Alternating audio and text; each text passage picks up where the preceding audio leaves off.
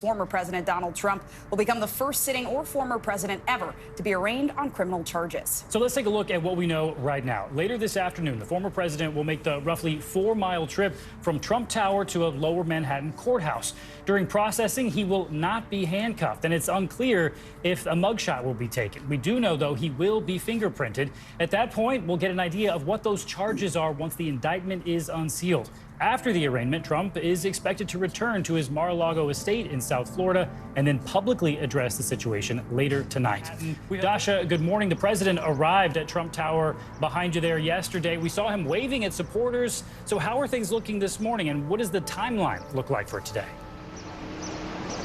Yeah, Stephen, good morning. The former president is inside his Trump Tower residence right now. What we expect this morning is that he's going to depart sometime between 10 a.m. and noon. We don't know the exact timing yet to head down to the courthouse where he will go through that process that you just talked about. He'll be greeted from officials from the district attorney's office. At that point, he will be, quote, under arrest. So we don't expect any of that sort of handcuff, any sort of public display of an arrest, though he will be detained and unable to leave.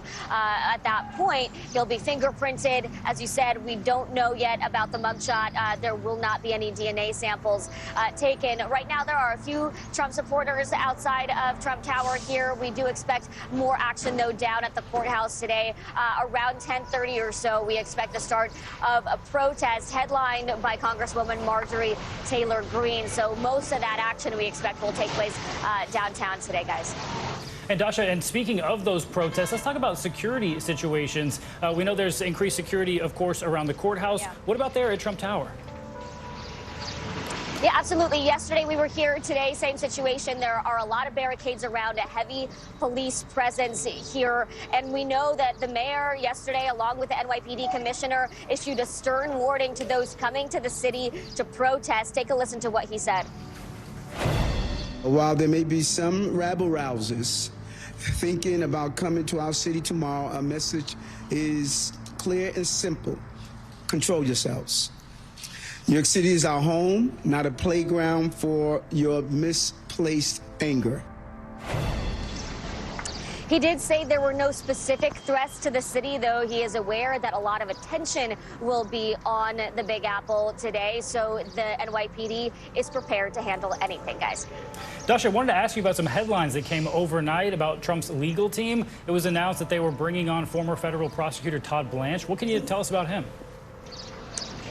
Yeah, that's right. A new addition to the legal team. What I can tell you is that Todd Blanche just left his firm.